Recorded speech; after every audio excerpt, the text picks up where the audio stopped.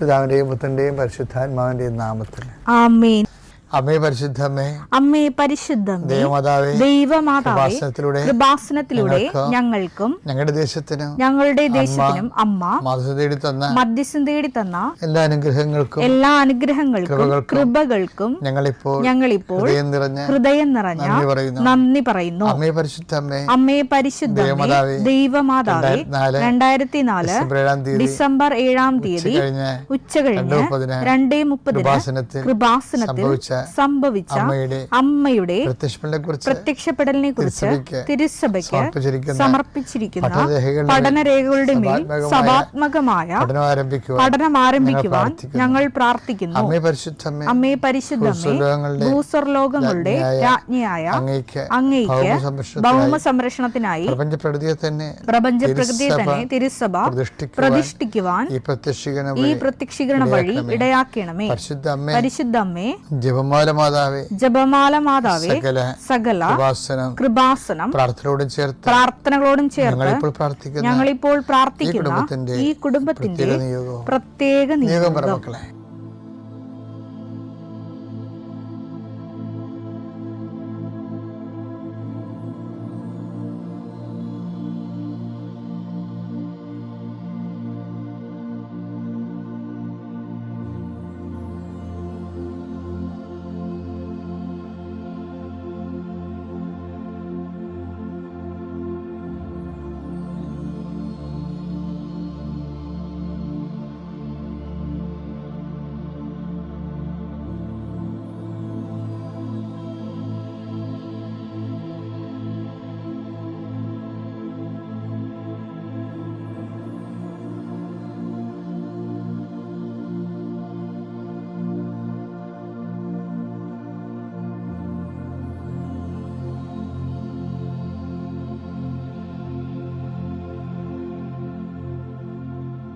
അമ്മയുടെ പ്രത്യക്ഷീകരണത്തിന്റെ ഈ അനുഗ്രഹവേളയിൽ ഞങ്ങൾക്ക് സാധിച്ചു തരുവാൻ കനിയണമേ. വിശ്വാസ പ്രമാണം.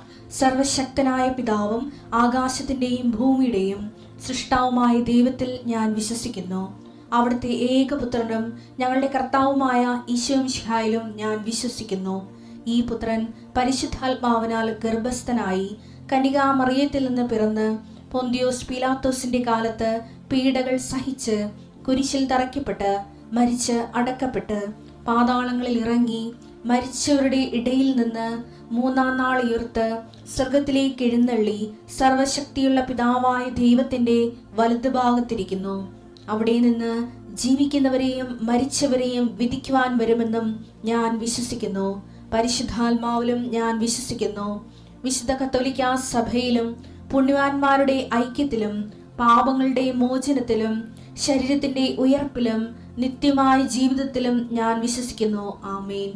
സ്വർഗ്ഗസ്ഥനായ ഞങ്ങളുടെ പിതാവേ, അങ്ങയുടെ നാമം പൂജിതമാകണമേ. അങ്ങയുടെ രാജ്യം വരണമേ. അങ്ങയുടെ തിരുമനസ് സ്വർഗത്തിലെ പോലെ ഭൂമിയിലും ആകണമേ. അന്നു വേണ്ടുന്ന ആഹാരം ഇന്ന് ഞങ്ങൾക്ക് തരണമേ. ഞങ്ങളോട് തെറ്റ് ചെയ്യുന്നവരോട് ഞങ്ങൾ ക്ഷമിക്കുന്നത് പോലെ ഞങ്ങളുടെ തെറ്റുകൾ ഞങ്ങളോടും ക്ഷമിക്കണമേ. ഞങ്ങളെ പ്രലോഭനത്തിൽ ഉൾപ്പെടുത്തരുതേ, തിന്മയിൽ ഞങ്ങൾ രക്ഷിക്കണമേ. ആമേൻ. നന്മ നിറഞ്ഞ മറിയമേ, സ്വസ്തി. കർത്താവ് അങ്ങയുടെ കൂടെ സ്ത്രീകളിൽ അങ്ങ് അനുഗ്രഹിക്കപ്പെട്ടവളാകുന്നു. അങ്ങയുടെ ഉദരത്തിൻ ഫലമായി ഈശോ അനുഗ്രഹിക്കപ്പെട്ടവനാകുന്നു. പരിശുദ്ധ മറിയമേ, തമ്പുരാന്റെ അമ്മേ, പാപികളായ ഞങ്ങൾക്ക് വേണ്ടി ഇപ്പോഴും ഞങ്ങളുടെ മരണസമയത്തും തമ്പുരാനോട് അപേക്ഷിക്കണമേ. ആമേൻ. എൻ്റെ കർത്താവിന്റെ ഉന്നതമായ നാമത്തിന് സ്തോത്രം ചെയ്യുന്നു. എൻ്റെ കർത്താവേ, നിന്റെ വിശുദ്ധ പൗരോഹിത്യത്തെ മഹത്വപ്പെടുത്തണമേ.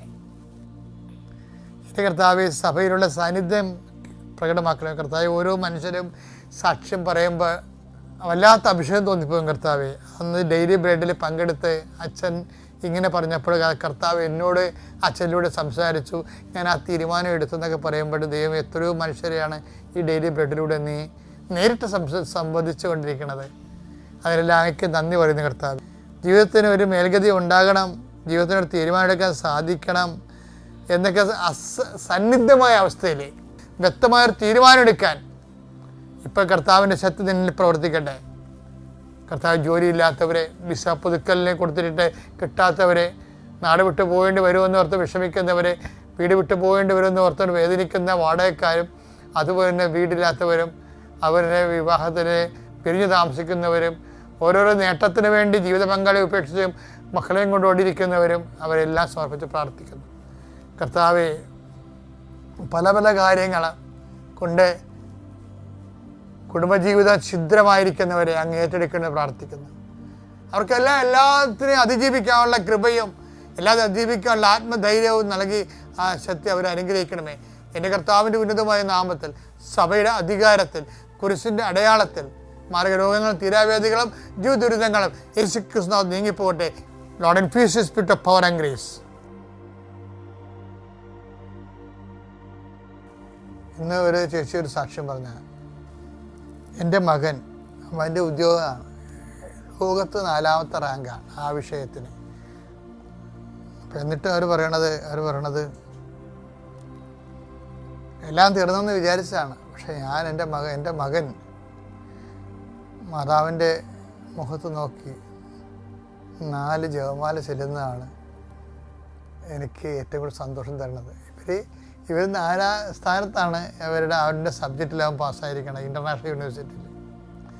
അമ്മ പറയണത് അവൻ 4 കൊന്ത ചെല്ലണത് കാണുന്നതാണ് എനിക്ക് അതിനേക്കാൾ സന്തോഷം നൽകുന്നതാണ്. അതൊക്കെ അവർ പറയുമ്പോൾ അവർ ചങ്ക് പറിച്ചാൽ പറയണത്, അല്ല വെറുതെ ഭംഗി വാക്ക് പറയണതല്ല. അതായത് ഇന്നത്തെ കാലത്ത് എനിക്ക് മനസ്സിലായതേ, ഉള്ളവന് ശരിക്കും ഉണ്ട് ആധ്യാത്മികത. അതാണ് എനിക്ക് മനസ്സിലായത്. ഇല്ലാത്തവൻ എല്ലാവരും കെട്ട മനുഷ്യനാണെന്നുള്ള ചിന്തയിൽ അവനുള്ളതുകൂടി കളഞ്ഞുകൊണ്ടിരിക്കുകയും അങ്ങനൊരു ചതി വരുന്നുണ്ട്. ആധ്യാത്മികത ഇല്ലാത്തവൻ എല്ലാവരും കെട്ട മനുഷ്യരാണെന്ന് സ്വയം പ്രഖ്യാപിച്ചുകൊണ്ട് അവൻ്റെ ഉള്ളത് കൂടി ഇല്ലാതിക്കൊണ്ടിരിക്കണം. പക്ഷെ അതിൻ്റെ ഉള്ളിലൂടെ ഇങ്ങനെ അടിയൊഴുക്കുകൾ ശരിക്കും നടക്കുന്നുണ്ട്. ദൈവത്തെ കണ്ടെത്തുക എന്നുള്ള കാര്യങ്ങൾ വളരെ ചുരുങ്ങിയിട്ടുണ്ട്. പല വ്യക്തികളിൽ നിന്നും നമുക്ക് തെളിച്ചം വെച്ചിരിക്കുന്നത്, തെളിമയായിട്ട് കാണുന്നത് ലോകം നശിച്ചു, എല്ലാം പാപമാണ്, പാപപങ്കിലമാണ്, പാപത്തെ ഒഴിവാക്കി ജീവിക്കാൻ പറ്റത്തില്ല, അതുകൊണ്ട് അവർ ചെയ്യുന്നതുകൊണ്ട് ഞാനും ചെയ്യുന്നു. അങ്ങനെയാണ് ആൾക്കാർ കോംപ്രമൈസ് ചെയ്യുന്നത് പാപത്തോടെ. അവർ ചെയ്യുന്നതുകൊണ്ട് ഞാനും ചെയ്യുന്നുണ്ട്.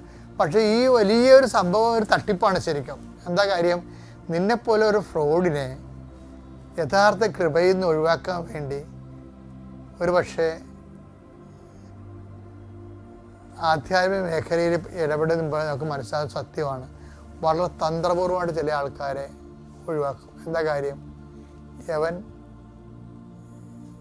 അഡ്ജസ്റ്റ്മെൻറ്റിന് ആയിട്ടാണ് ദൈവം, അതായത് കുറേ തിന്മയും കുറേ നന്മയൊക്കെ ആയിട്ട് കോംപ്രമൈസ് ചെയ്ത് പോകുന്ന ആൾക്കാരുണ്ട്. അവരോർക്കും മനുഷ്യരല്ലേ, മനുഷ്യന്മാരാകുമ്പോൾ അങ്ങനെയൊക്കെ ചെയ്യും, നമ്മൾ ആരും ദൈവമല്ലല്ലോ എന്നൊക്കെ പറഞ്ഞുകൊണ്ട് ഇങ്ങനെ ഓരോരോ തരികിട പറഞ്ഞുകൊണ്ട് ദൈവത്തിന് പണി കൊടുത്ത് ജീവിക്കുന്ന ആൾക്കാരല്ലേ. ഇത് ഫ്രോഡാണ്. അവനെ ഒഴിവാക്കാൻ വേണ്ടി ദൈവം എന്ത് ചെയ്യുന്നത് വെച്ച് കഴിഞ്ഞാൽ അവൻ്റെ തലയിൽ കൊടുക്കണ എല്ലാം ഇതുപോലെയുള്ള സംഭവമായിരിക്കും. എന്താണ്?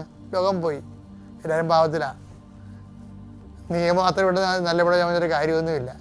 ഈ സാധനം ഇതാണ് ഓരോ മനുഷ്യനും ഈ കാലങ്ങളിൽ ഉണ്ടാകുന്ന ഏറ്റവും വലിയ ഒരു ചതിക്കുഴി എന്ന് പറയുന്ന സംഭവം. അതുകൊണ്ട് ഈ കുഴിയിൽ ഒത്തിരി പേര് വീഴും. എന്നിട്ട് അവർ ദൈവത്തെ മറന്ന് ജീവിക്കും, ദൈവത്തെ ഒഴിവാക്കി ജീവിക്കും. അപ്പോൾ എന്നാ പറ്റും? ദൈവത്തിൻ്റെ ഒരു വംശമുണ്ട്, അത് ചെറിയ അജഗണമേ ഭയപ്പെടേണ്ട. ലൂക്കാ 12:32. ചെറിയ അജഗണമേ ഭയപ്പെടേണ്ട, ചെറിയ അജഗണമേ ഭയപ്പെടേണ്ട. എന്തെന്നാൽ നിങ്ങൾക്ക് രാജ്യം നൽകാൻ നിങ്ങളുടെ പിതാവ് പ്രസാദിച്ചിരിക്കുന്നു. ആൾക്കാർ ദൈവത്തിൽ നിന്ന് ദൈവത്തിലേക്കൊക്കെ വരുന്നതും ഒക്കെ എല്ലാം ഈ അനുഗ്രഹത്തിൻ്റെ ബേസിലാണ് വരണത്. ഈ ജീവിതത്തിന് വേണ്ടി എന്തെങ്കിലുമൊക്കെ ദൈവത്തിൽ നിന്ന് നമ്മുടെ പരാധീനതകൾക്ക് ഒരു പോരായ്മക്ക് പരിഹാരം കണ്ട് എത്തുക എന്നുള്ളതല്ലാതെ അതിൽ കവിഞ്ഞ് ഒരു അജണ്ട ആർക്കും ഇല്ല. അതുകൊണ്ടാണ് നമ്മുടെ പ്രാർത്ഥനാ ജീവിതം എല്ലാം ആ രീതിയിലാണ് നമ്മൾ ക്രമീകരിക്കണം. എന്തിനാണ് പ്രാർത്ഥിക്കണമെന്ന് വെച്ച് കഴിഞ്ഞാൽ അപ്പം ശരി പറയും, ഞങ്ങൾക്ക് പ്രാർത്ഥിക്കേണ്ട കാര്യമൊന്നുമില്ല, എന്താ ഞങ്ങൾക്ക് പ്രത്യേകിച്ച് ആവശ്യമൊന്നുമില്ലെന്ന് പറഞ്ഞ ആൾക്കാർ. എന്തൊരു നോൺസെൻസാണ് ശരിക്കും പറഞ്ഞാൽ. പ്രാർത്ഥിക്കണത് എന്തിനാണ്? പ്രാർത്ഥിക്കുന്ന ഒറ്റ കാര്യത്തിന് വേണ്ടിയാണ്. സ്വർഗസ്ഥനായ ഞങ്ങളുടെ പിതാവേ, അങ്ങയുടെ നാമം പൂജിതമാകണമേ, അങ്ങയുടെ രാജ്യം വരണമേ. അപ്പം പ്രാർത്ഥനയുടെ ലക്ഷ്യം എന്താ? അനുഗ്രഹമല്ല, ഫിസിക്കൽ ഫേവേഴ്സ് അല്ല, അത് യൂസ് ആൻഡ് ത്രോ ആണ്. പിന്നെന്താണ്? അങ്ങയുടെ രാജ്യം വരണമേ. അങ്ങയുടെ രാജ്യം വന്നാ പിന്നെ എന്താ പ്രശ്നത്തെ? അത് പിന്നെ പോകത്തില്ല. നമ്മളെല്ലാവരും ധരിച്ചിരിക്കണം ഈ ഭൂമിയിൽ ദൈവരാജ്യം എന്ന് പറയുന്ന ദൈവത്തിൻ്റെ ഭരണം. ദൈവത്തിൻ്റെ ഇഷ്ടത്തോട് നമ്മുടെ ഇഷ്ടം ചേർത്ത് വെക്കുമ്പോൾ ദൈവത്തിൻ്റെ ഭരണമായി നമ്മുടെ ജീവിതത്തിൽ. അപ്പം നമുക്ക് ദൈവത്തിൻ്റെ ഇഷ്ടത്തോട് യാതൊരുവിധ ഒബ്ജക്ഷനുമില്ല. കാര്യം നമ്മൾ ആഗ്രഹിക്കുന്നത് ദൈവം ആഗ്രഹിക്കണതിന് നമ്മൾ ആഗ്രഹിക്കുന്നതും നമ്മൾ ആഗ്രഹിക്കണതിന് ദൈവം ആഗ്രഹിക്കുന്നത്. അങ്ങനെ ഒരു അതിനാണ് ദൈവരാജ്യം എന്ന് നമ്മൾ പറയുന്നത്.